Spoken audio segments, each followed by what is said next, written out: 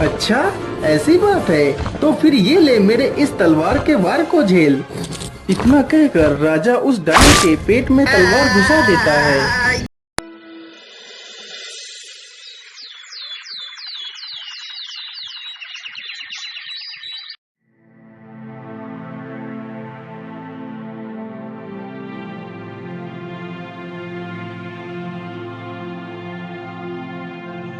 अजी, क्या हमारी गरीबी कभी खत्म नहीं होगी? क्या हमें पूरे जीवन ऐसे ही आधे पेट खाकर व्यतीत करना होगा? अरे भाग्यवान, मैं लकड़ी काटने बेचने के अलावा और कर भी क्या सकता हूँ। देखते हैं, यदि कभी हमारे जीवन में सुख लिखा हो तो वह सुख हमें जरूर मिलेगा। अच्छा भाग्यवान, अब मैं चलता हूँ, मेरा लकड़ियाँ लेने जाने का समय हो गया है। अरे मेरे प्यारे गधे, चलो, अब हमारा लकड़ियाँ लाने का समय हो चुका है। इतना कहकर लकड़हारा अपने गधे को लेकर जंगल की तरफ निकल पड़ता है।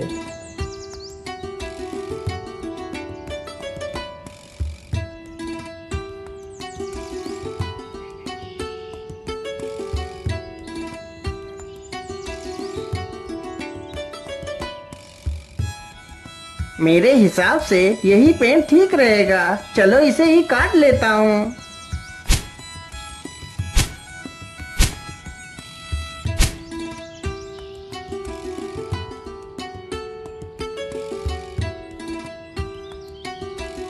लकड़हारा जल्दी से लकड़ियां काटकर अपने गधे पर लाद लेता है और घर की तरफ निकल पड़ता है।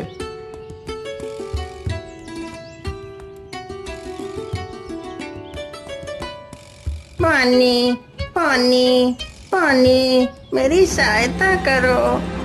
अरे, ये किसकी आवाज है? मुझे लगता है कोई तकलीफ में है। चलो चलकर देखता हूँ। लकड़हारा जल्दी से उसी ओर जाने लगता है जिस ओर से वह आवाज आ रही थी।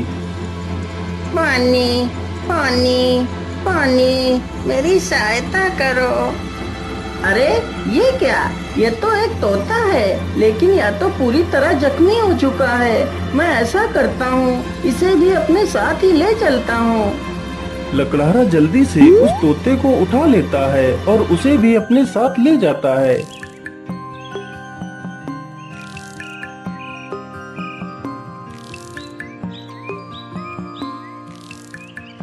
अरे भाग्यवान, तुम जल्दी से हल्दी और चूने का लेप लेकर आओ। मुझे इस तोते के जख्मों पर उस लेप को लगाना है। लकड़हारे की पत्नी तुरंत ही हल्दी और चूने का लेप लेकर आती है। लकड़हारा तुरंत ही उस तोते के जख्मों पर उस लेप को लगाने लगता है। अरे तोता भाई, मैंने तुम्हारे जख्मों पर दवाई लगा दी है, अब तुम जल्दी ही स्वस्थ हो जाओगे। इस प्रकार तोता 1-2 दिनों में ही पूरी तरह स्वस्थ हो जाता है।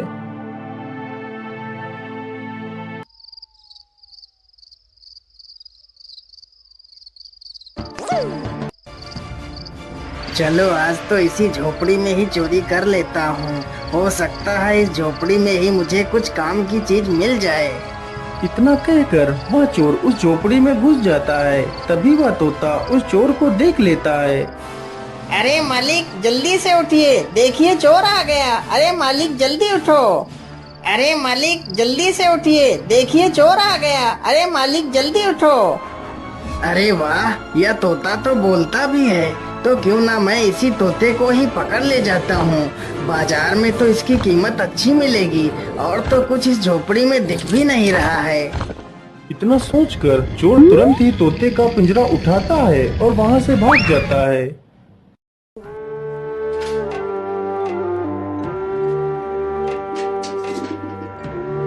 चोर को चलते चलते रात से सुबह हो जाती है। ओहो, मैं तो रात भर चलते चलते कितना थक गया हूँ। चलो ऐसा करता हूँ, थोड़ा इसी पेड़ के नीचे आराम कर लेता हूँ, फिर सोचूंगा इस तोते का क्या करना है। इतना सोचकर चोर उसी पेड़ के नीचे लेटकर सो जाता है। तभी वहाँ से एक राजा अपने घोड़े पर सवार होकर निकलता है। महाराज मुझे बचा लीजिए, मेरी रक्षा कीजिए महाराज, नहीं तो यह चोर मुझे मार डालेगा। अरे ये कौन है जो मुझे मदद के लिए पुकार रहा है, लेकिन आसपास तो कोई नहीं दिखाई दे रहा है। अरे महाराज उधर नहीं, इधर नीचे देखिए महाराज, मैं इधर हूँ। महाराज मुझे बचा लीजिए, यह चोर मुझे उठाकर ले जा रहा है। अरे वाह, यह तोता तो बोल भी सकता है। चलो मैं इस तोते को खरीद लेता हूँ, यह तोता मेरी पुत्री को बहुत पसंद आएगा। अरे ओ चोर, चल अब उठ जा, और कितना सोएगा तू? महाराज मैंने कोई चोरी नहीं की, मुझे कुछ मत करना महाराज। नहीं नहीं, मैं तुम्हें कुछ नहीं करूँगा, तुम यह तोता मुझे दे दो, मैं तुम्हें इसके बदले 100 सोने की मोहरें दूंगा। राजा की यह बात सुनकर चोर बहुत खुश हो जाता है। लेकिन याद रहे, मैं तुम्हें ये मोहरें तभी दूंगा यदि तुम आज से चोरी करना छोड़ दोगे। यदि ऐसा नहीं किया तो मैं तुम्हें कारागार में डाल दूंगा। नहीं नहीं महाराज, मैं आज के बाद कोई चोरी नहीं करूंगा। राजा तुरंत ही उस चोर को 100 सोने की मोहरें दे देता है और तोते का पिंजरा लेकर वहाँ से चला जाता है।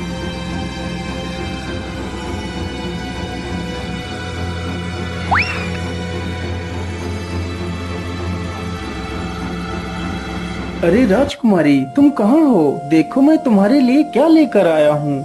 अरे पिताजी, यह तोता तो कितना सुंदर है।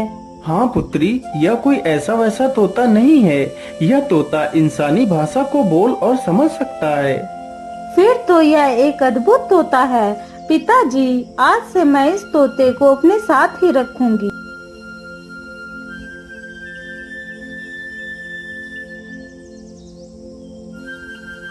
राजकुमारी रोज उस तोते को अच्छे अच्छे पकवान खिलाती, लेकिन तोते को उस लकड़हारे की बहुत ज्यादा याद आती रहती थी। अरे मेरे प्यारे तोते, मैं तुम्हें कुछ भी खिलाती हूँ, तुम उसे सही ढंग से क्यों नहीं खाते हो?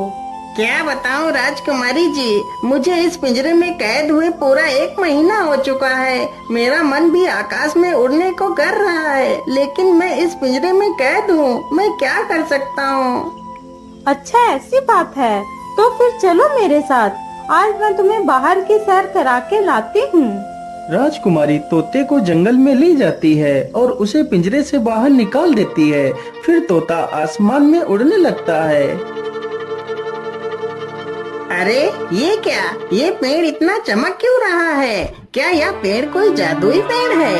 अरे राजकुमारी जी, उधर देखिए, यह पेड़ इतना चमक क्यों रहा है? क्या यह कोई जादुई पेड़ है? अरे हाँ, मुझे तो लगता है यह कोई जादुई पेड़ ही है। चलो इसके पास चलते हैं। राजकुमारी तथा वह तोता दोनों उस वृक्ष के पास जाते हैं। राजकुमारी जैसे ही उस वृक्ष को स्पर्श करती है, तभी वह उस वृक्ष में समा जाती है। यह देखकर तोता हैरान हो जाता है। अरे राम राम राम, ये क्या हुआ? राजकुमारी तो पेड़ के अंदर चली गई। मुझे जल्दी से यह खबर राजा को देनी होगी।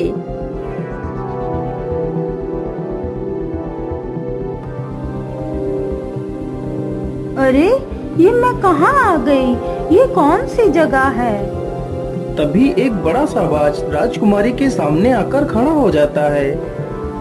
अरे यह बाज तो कितना विशाल है, इतना बड़ा बाज तो मैंने आज तक नहीं देखा। तभी वह बाज राजकुमारी को अपने पंजे में दबाकर उड़ जाता है। अरे दुष्ट बाज, मुझे छोड़ दे, तू मुझे कहाँ ले जा रहा है?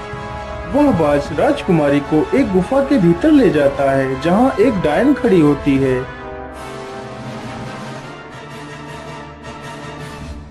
अरे कौन है आप, और मुझे इस प्रकार यहाँ क्यों लाया गया है? मुझे छोड़ दो, मुझे वापस जाने दो। चली जाना, चली जाना, इतनी जल्दी किस बात की है? तुम इस समय पाताल लोक में हो, यहाँ से निकलना इतना आसान नहीं है। तुम यहाँ से तभी बाहर जा सकती हो जब मैं चाहूँगी। यदि तुम यहाँ से बाहर जाना चाहती हो तो तुम्हें मेरा एक काम करना होगा। बोलिए, आप क्या काम करवाना चाहती हैं? राजकुमारी जी, तुम्हें मेरे लिए अमृत लाना होगा। लेकिन ये अमृत कहाँ मिलेगा? ये अमृत तुम्हें रंगी कंचन की पहाड़ियों में मिलेगा। लेकिन ये पहाड़ी कहाँ पर है?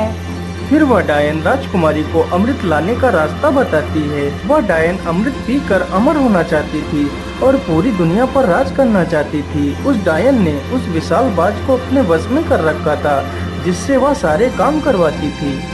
डायन की ये सारी बातें सुनकर राजकुमारी वहाँ से अमृत लाने के लिए चल पड़ती है।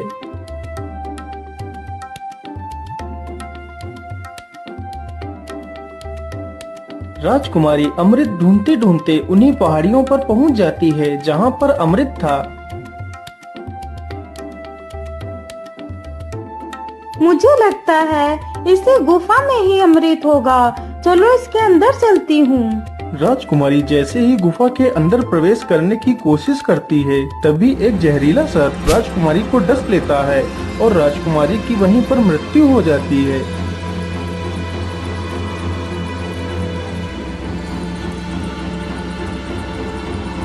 महाराज, यह वही पेड़ है जिसमें राजकुमारी समा गई है। ठीक है तोते, तुम यहीं पर रुको, मैं इस पेड़ के अंदर अकेला ही जाऊंगा। राजा जैसे ही पेड़ को हाथ लगाता है तो वह भी उसी पेड़ के अंदर चला जाता है।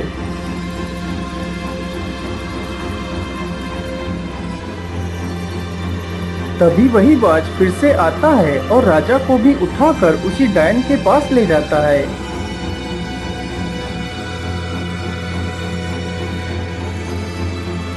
कौन है आप और मुझे यहाँ पर इस प्रकार लाने का क्या कारण है? मेरी राजकुमारी कहाँ है?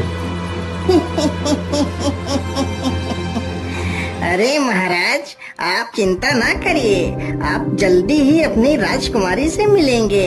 उससे पहले आपको मेरा एक काम करना होगा। ठीक है डायन, मुझे जल्दी से बताइए, मैं तुम्हारे लिए क्या काम कर सकता हूँ। फिर वह डायन राजा से भी उसी अमृत को लाने की बात कहती है। ठीक है डायन, मैं तुम्हें वह अमृत लाकर दे दूंगा, लेकिन मेरी पुत्री को कुछ नहीं होना चाहिए। इतना कहकर राजा अमृत लाने के लिए चल पड़ता है।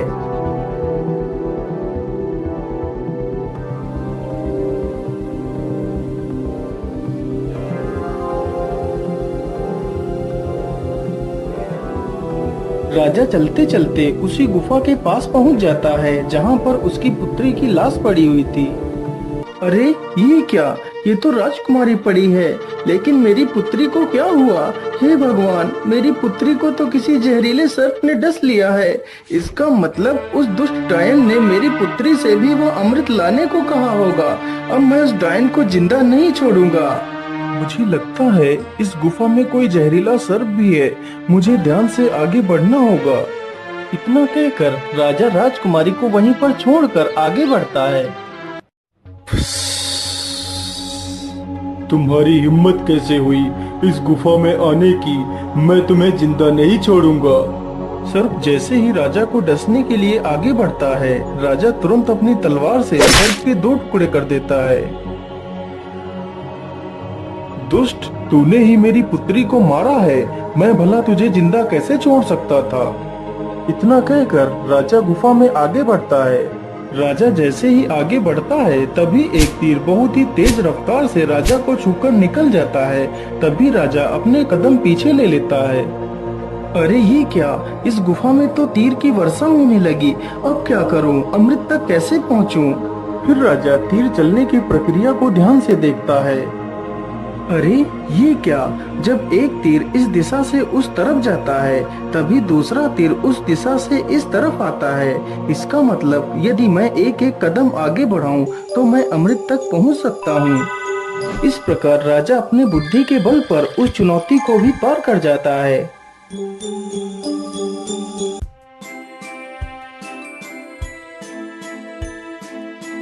अरे वो रहा अमृत, चलो जल्दी से अमृत को ले लेता हूँ।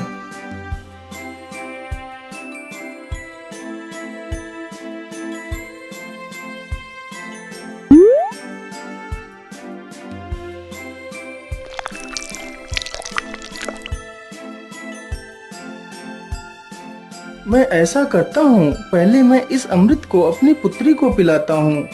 ये सोचकर राजा अपनी पुत्री को अमृत पिलाता है। अमृत पीते ही उसकी पुत्री जीवित हो जाती है।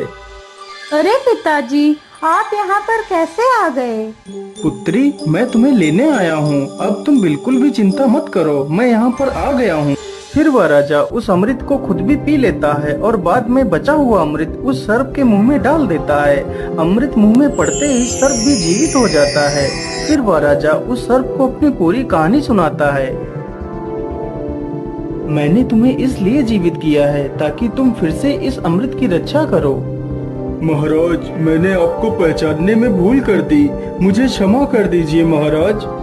अरे नहीं नहीं सर्पदेव, इसमें तुम्हारी कोई गलती नहीं है, या तो तुम्हारा फर्ज था। अच्छा, अब मैं चलता हूँ।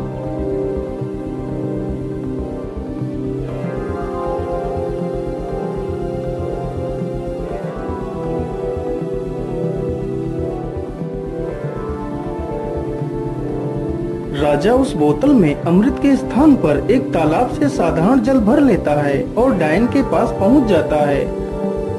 ये लीजिए डायन, मैं तुम्हारे लिए अमृत लेकर आ गया हूँ। अब मुझे बाहर जाने का रास्ता बता दीजिए। अरे वाह राजा, तुम तो कितने बहादुर हो। यह अमृत आज तक कोई नहीं ला सका। जो भी गया वह लौट कर नहीं आया और तुम तो अमृत लेकर आ गए। चलो चलो, जल्दी से मुझे यह अमृत दे दो। राजा तुरंत ही उस डायन को वह पानी से भरी हुई बोतल दे देता है। डायन तुरंत ही उस पानी को अमृत समझकर पी जाती है। हे डायन, मैंने आपके कहे अनुसार आपको अमृत लाकर दे दिया। अब मुझे बाहर जाने का मार्ग बता दीजिए। इतनी भी जल्दी क्या है? अब मैं अमर हो चुकी हूँ। अब तुम दोनों यहाँ से कहीं नहीं जाओगे। आज से तुम दोनों भी मेरे गुलाम हो। अरे डायन, ये तो सरासर धोखा है। मुझे यहाँ से जाने का मार्ग बताओ, नहीं तो मैं तुझे मार डालूंगा। अरे मूर्ख राजा, अब मैं अमर हो चुकी हूँ। अब तू मेरा कुछ भी नहीं बिगाड़ सकता। ये क्या हो गया? मैं तो अमर हो गई थी। इसका मतलब तूने मेरे साथ धोखा किया है। पानी पीकर खुद को अमर समझने वाली उस डायन की मृत्यु हो जाती है। डायन के मरते ही वह बाज आजाद हो जाता है। महाराज, आपकी जय हो। आप तो बहुत वीर और बुद्धिमान हैं। आपका बहुत बहुत धन्यवाद महाराज, जो आपने मुझे इस डायन की गुलामी से आजाद करा दिया। हे बाज, क्या तुम यहाँ से बाहर निकलने का रास्ता जानते हो? जी महाराज, आप दोनों हमारी पीठ पर बैठ जाइए, मैं अभी आपको बाहर ले चलता हूँ। दोनों ही बाज की पीठ पर बैठ लेते हैं और बाज उन दोनों को लेकर एक दरवाजे के पास जाता है। महाराज, इसी दरवाजे के बाहर आपकी दुनिया है, यहीं से आप बाहर जा सकते हो महाराज।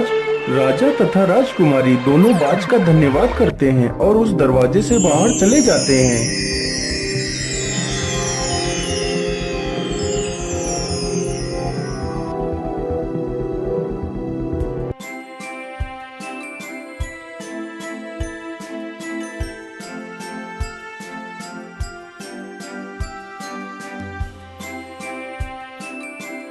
हे तोते, यदि आज तुम न होते तो मैं कभी भी अपनी पुत्री को नहीं पा सकता था। इसलिए मैं तुमसे बहुत प्रसन्न हूँ। आज तुम मुझसे कुछ भी मांग सकते हो। महाराज, यदि आप मुझे कुछ देना ही चाहते हैं तो मुझे 1000 सोने की मोहरें देकर आजाद कर दीजिए। राजा ने ऐसा ही किया। तोते को 1000 स्वर्ण मुद्राएं देकर उसे विदा कर दिया। तोता वहाँ से उड़कर सीधा उसी लकड़हारे के पास पहुँच जाता है। मालिक, देखिए मैं आ गया और आपके लिए कुछ उपहार भी लेकर आया हूँ। लकड़हारा जैसे ही उस पोटली को खोलकर देखता है तो उसमें ढेर सारे सोने के सिक्के देखकर वह बहुत खुश हो जाता है और फिर वे तीनों मिलकर खुशी खुशी अपना जीवन व्यतीत करने लगते।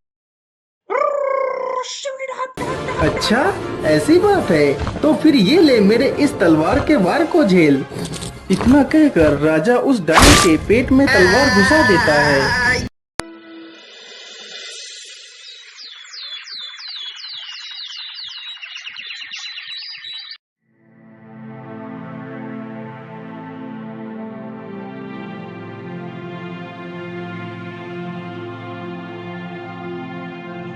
अजी, क्या हमारी गरीबी कभी खत्म नहीं होगी? क्या हमें पूरे जीवन ऐसे ही आधे पेट खाकर व्यतीत करना होगा? अरे भाग्यवान, मैं लकड़ी काटने बेचने के अलावा और कर भी क्या सकता हूँ। देखते हैं, यदि कभी हमारे जीवन में सुख लिखा हो तो वह सुख हमें जरूर मिलेगा। अच्छा भाग्यवान, अब मैं चलता हूँ, मेरा लकड़ियाँ लेने जाने का समय हो गया है। अरे मेरे प्यारे गधे, चलो, अब हमारा लकड़ियाँ लाने का समय हो चुका है। इतना कहकर लकड़हारा अपने गधे को लेकर जंगल की तरफ निकल पड़ता है।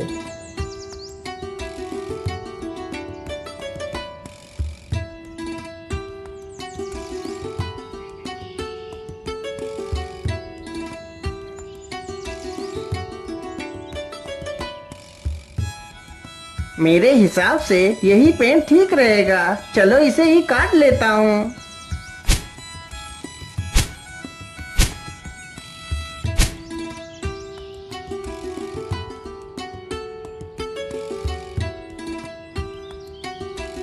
लकड़हारा जल्दी से लकड़ियां काटकर अपने गधे पर लाद लेता है और घर की तरफ निकल पड़ता है।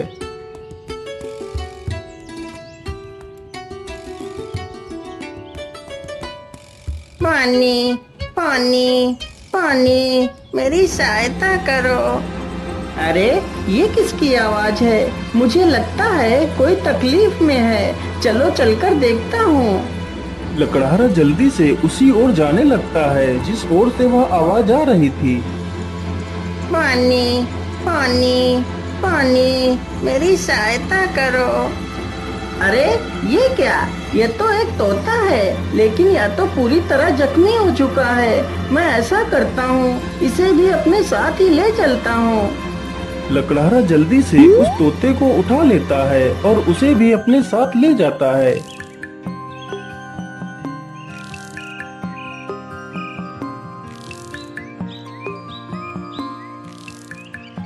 अरे भाग्यवान, तुम जल्दी से हल्दी और चूने का लेप लेकर आओ, मुझे इस तोते के जख्मों पर उस लेप को लगाना है। लकड़हारे की पत्नी तुरंत ही हल्दी और चूने का लेप लेकर आती है। लकड़हारा तुरंत ही उस तोते के जख्मों पर उस लेप को लगाने लगता है। अरे तोता भाई, मैंने तुम्हारे जख्मों पर दवाई लगा दी है, अब तुम जल्दी ही स्वस्थ हो जाओगे। इस प्रकार तोता 1-2 दिनों में ही पूरी तरह स्वस्थ हो जाता है।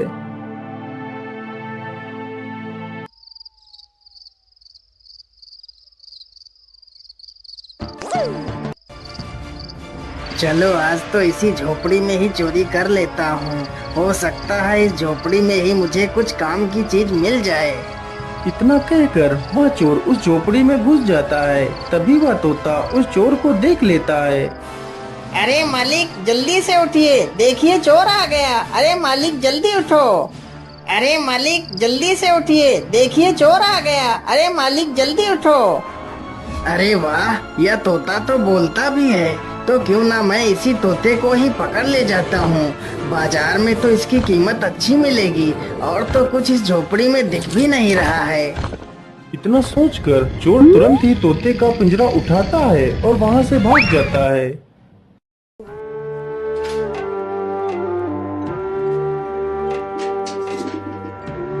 चोर को चलते चलते रात से सुबह हो जाती है। ओहो, मैं तो रात भर चलते चलते कितना थक गया हूँ। चलो ऐसा करता हूँ, थोड़ा इसी पेड़ के नीचे आराम कर लेता हूँ, फिर सोचूंगा इस तोते का क्या करना है। इतना सोचकर चोर उसी पेड़ के नीचे लेटकर सो जाता है। तभी वहाँ से एक राजा अपने घोड़े पर सवार होकर निकलता है। महाराज मुझे बचा लीजिए, मेरी रक्षा कीजिए महाराज, नहीं तो यह चोर मुझे मार डालेगा। अरे ये कौन है जो मुझे मदद के लिए पुकार रहा है, लेकिन आसपास तो कोई नहीं दिखाई दे रहा है। अरे महाराज, उधर नहीं, इधर नीचे देखिए महाराज, मैं इधर हूँ। महाराज मुझे बचा लीजिए, यह चोर मुझे उठाकर ले जा रहा है। अरे वाह, यह तोता तो बोल भी सकता है। चलो मैं इस तोते को खरीद लेता हूँ, यह तोता मेरी पुत्री को बहुत पसंद आएगा। अरे ओ चोर, चल अब उठ जा। और कितना सोएगा तू? महाराज, मैंने कोई चोरी नहीं की, मुझे कुछ मत करना महाराज। नहीं नहीं, मैं तुम्हें कुछ नहीं करूँगा। तुम यह तोता मुझे दे दो, मैं तुम्हें इसके बदले 100 सोने की मोहरें दूंगा। राजा की यह बात सुनकर चोर बहुत खुश हो जाता है। लेकिन याद रहे, मैं तुम्हें ये मोहरें तभी दूंगा यदि तुम आज से चोरी करना छोड़ दोगे। यदि ऐसा नहीं किया तो मैं तुम्हें कारागार में डाल दूंगा। नहीं नहीं महाराज, मैं आज के बाद कोई चोरी नहीं करूंगा। राजा तुरंत ही उस चोर को 100 सोने की मोहरें दे देता है और तोते का पिंजरा लेकर वहाँ से चला जाता है।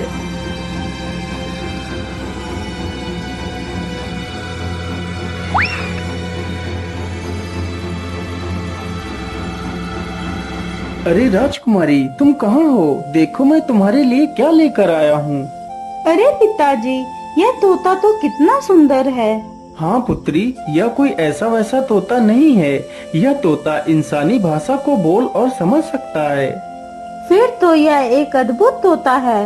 पिताजी, आज से मैं इस तोते को अपने साथ ही रखूंगी।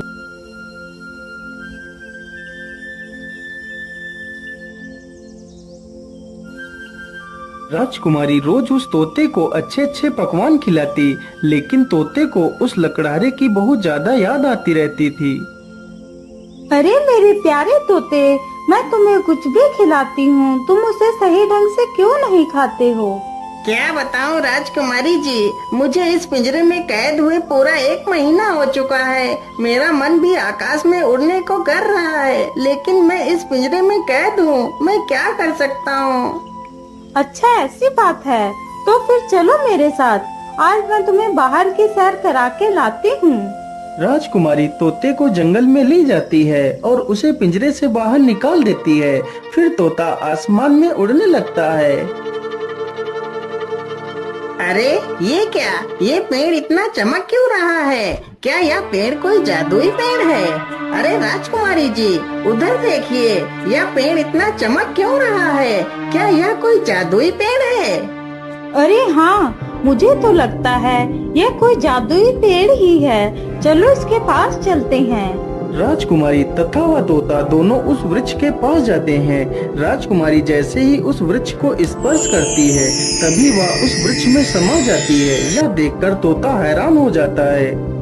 अरे राम राम राम, ये क्या हुआ? राजकुमारी तो पेड़ के अंदर चली गई। मुझे जल्दी से यह खबर राजा को देनी होगी।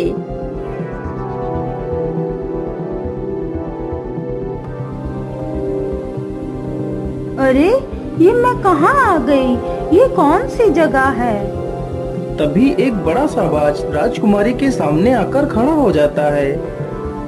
अरे यह बाज तो कितना विशाल है। इतना बड़ा बाज तो मैंने आज तक नहीं देखा। तभी वह बाज राजकुमारी को अपने पंजे में दबाकर उड़ जाता है। अरे दुष्ट बाज, मुझे छोड़ दे। तू मुझे कहाँ ले जा रहा है? वह बाज राजकुमारी को एक गुफा के भीतर ले जाता है, जहाँ एक डायन खड़ी होती है।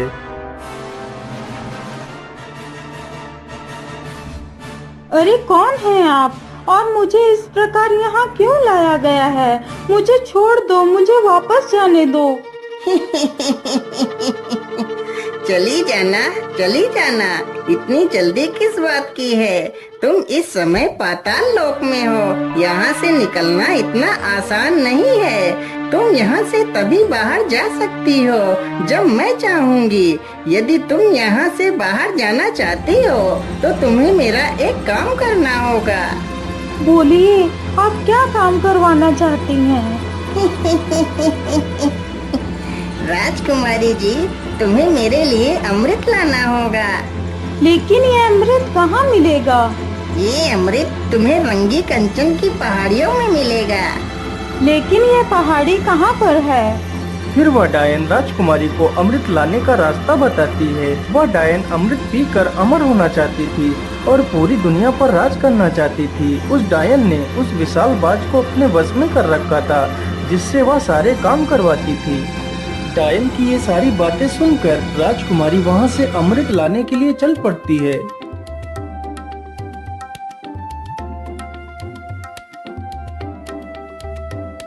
राजकुमारी अमृत ढूंढते ढूंढते उन्हीं पहाड़ियों पर पहुंच जाती है जहां पर अमृत था। मुझे लगता है इसी गुफा में ही अमृत होगा। चलो इसके अंदर चलती हूँ। राजकुमारी जैसे ही गुफा के अंदर प्रवेश करने की कोशिश करती है, तभी एक जहरीला सर्प राजकुमारी को डस लेता है और राजकुमारी की वहीं पर मृत्यु हो जाती है।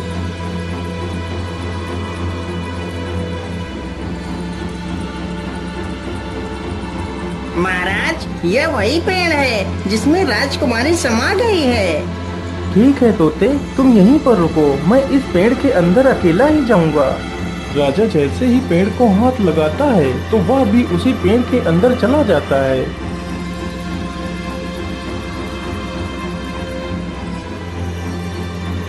तभी वही बाज फिर से आता है और राजा को भी उठाकर उसी डायन के पास ले जाता है।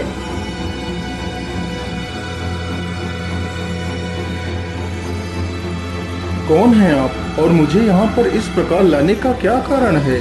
मेरी राजकुमारी कहाँ है? अरे महाराज, आप चिंता ना करिए, आप जल्दी ही अपनी राजकुमारी से मिलेंगे। उससे पहले आपको मेरा एक काम करना होगा। ठीक है डायन, मुझे जल्दी से बताइए, मैं तुम्हारे लिए क्या काम कर सकता हूँ। फिर वह डायन राजा से भी उसी अमृत को लाने की बात कहती है। ठीक है डायन, मैं तुम्हें वह अमृत लाकर दे दूंगा, लेकिन मेरी पुत्री को कुछ नहीं होना चाहिए। इतना कहकर राजा अमृत लाने के लिए चल पड़ता है।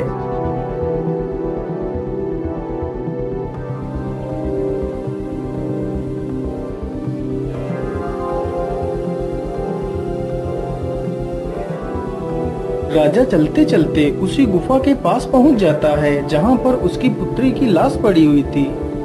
अरे ये क्या, ये तो राजकुमारी पड़ी है, लेकिन मेरी पुत्री को क्या हुआ? हे भगवान, मेरी पुत्री को तो किसी जहरीले सर्प ने डस लिया है।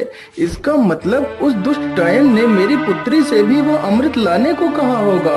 अब मैं उस डायन को जिंदा नहीं छोड़ूंगा। मुझे लगता है इस गुफा में कोई जहरीला सर्प भी है, मुझे ध्यान से आगे बढ़ना होगा। इतना कहकर राजा राजकुमारी को वहीं पर छोड़कर आगे बढ़ता है। तुम्हारी हिम्मत कैसे हुई इस गुफा में आने की? मैं तुम्हें जिंदा नहीं छोड़ूंगा। सर्प जैसे ही राजा को डसने के लिए आगे बढ़ता है, राजा तुरंत अपनी तलवार से सर्प के 2 टुकड़े कर देता है। दुष्ट, तूने ही मेरी पुत्री को मारा है, मैं भला तुझे जिंदा कैसे छोड़ सकता था? इतना कहकर राजा गुफा में आगे बढ़ता है। राजा जैसे ही आगे बढ़ता है, तभी एक तीर बहुत ही तेज रफ्तार से राजा को छूकर निकल जाता है। तभी राजा अपने कदम पीछे ले लेता है। अरे ये क्या, इस गुफा में तो तीर की वर्षा होने लगी। अब क्या करूं? अमृत तक कैसे पहुंचूं? फिर राजा तीर चलने की प्रक्रिया को ध्यान से देखता है। अरे ये क्या, जब एक तीर इस दिशा से उस तरफ जाता है, तभी दूसरा तीर उस दिशा से इस तरफ आता है। इसका मतलब यदि मैं एक एक कदम आगे बढ़ाऊं तो मैं अमृत तक पहुंच सकता हूं। इस प्रकार राजा अपने बुद्धि के बल पर उस चुनौती को भी पार कर जाता है।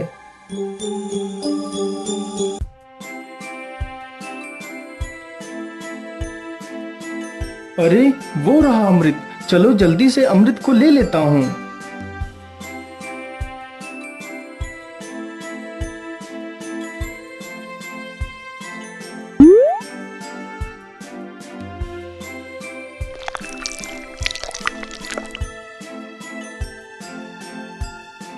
मैं ऐसा करता हूँ, पहले मैं इस अमृत को अपनी पुत्री को पिलाता हूँ।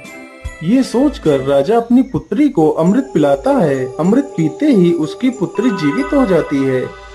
अरे पिताजी, आप यहाँ पर कैसे आ गए? पुत्री, मैं तुम्हें लेने आया हूँ, अब तुम बिल्कुल भी चिंता मत करो, मैं यहाँ पर आ गया हूँ। फिर वह राजा उस अमृत को खुद भी पी लेता है और बाद में बचा हुआ अमृत उस सर्प के मुंह में डाल देता है। अमृत मुंह में पड़ते ही सर्प भी जीवित हो जाता है। फिर वह राजा उस सर्प को अपनी पूरी कहानी सुनाता है। मैंने तुम्हें इसलिए जीवित किया है ताकि तुम फिर से इस अमृत की रक्षा करो। महाराज, मैंने आपको पहचानने में भूल कर दी, मुझे क्षमा कर दीजिए महाराज। अरे नहीं नहीं सर्पदेव, इसमें तुम्हारी कोई गलती नहीं है, यह तो तुम्हारा फर्ज था। अच्छा अब मैं चलता हूँ।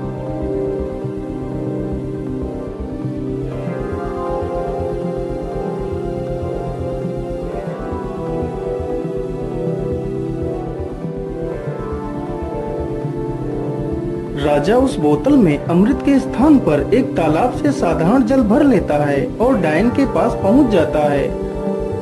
ये लीजिए डायन, मैं तुम्हारे लिए अमृत लेकर आ गया हूँ। अब मुझे बाहर जाने का रास्ता बता दीजिए। अरे वाह राजा, तुम तो कितने बहादुर हो। यह अमृत आज तक कोई नहीं ला सका। जो भी गया वह लौट कर नहीं आया और तुम तो अमृत लेकर आ गए। चलो चलो जल्दी से मुझे यह अमृत दे दो। राजा तुरंत ही उस डायन को वह पानी से भरी हुई बोतल दे देता है। डायन तुरंत ही उस पानी को अमृत समझकर पी जाती है। हे डायन, मैंने आपके कहे अनुसार आपको अमृत लाकर दे दिया।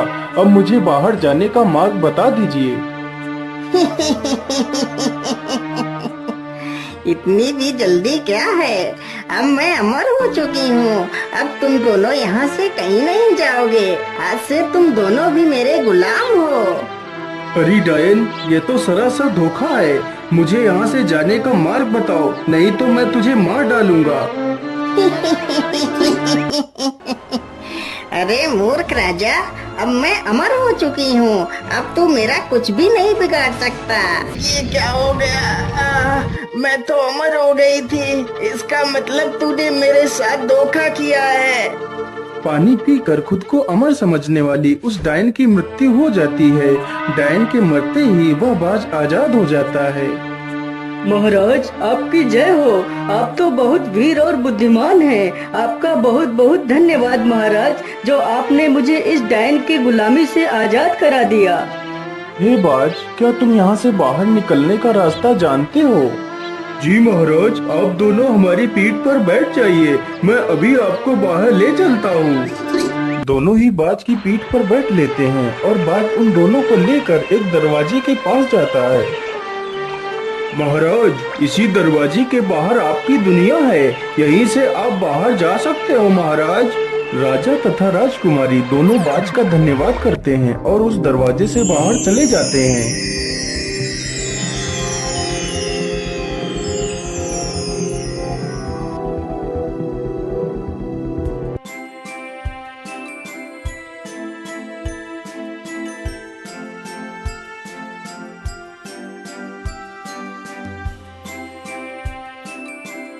हे तोते, यदि आज तुम ना होते तो मैं कभी भी अपनी पुत्री को नहीं पा सकता था। इसलिए मैं तुमसे बहुत प्रसन्न हूँ। आज तुम मुझसे कुछ भी मांग सकते हो। महाराज, यदि आप मुझे कुछ देना ही चाहते हैं तो मुझे 1000 सोने की मोहरें देकर आजाद कर दीजिए। राजा ने ऐसा ही किया। तोते को 1000 स्वर्ण मुद्राएं देकर उसे विदा कर दिया। तोता वहाँ से उड़कर सीधा उसी लकड़हारे के पास पहुँच जाता है। मालिक देखिए, मैं आ गया और आपके लिए कुछ उपहार भी लेकर आया हूँ। लकड़हारा जैसे ही उस पोटली को खोलकर देखता है तो उसमें ढेर सारे सोने के सिक्के देखकर वो बहुत खुश हो जाता है और फिर वे तीनों मिलकर खुशी खुशी अपना जीवन व्यतीत करने लगते हैं।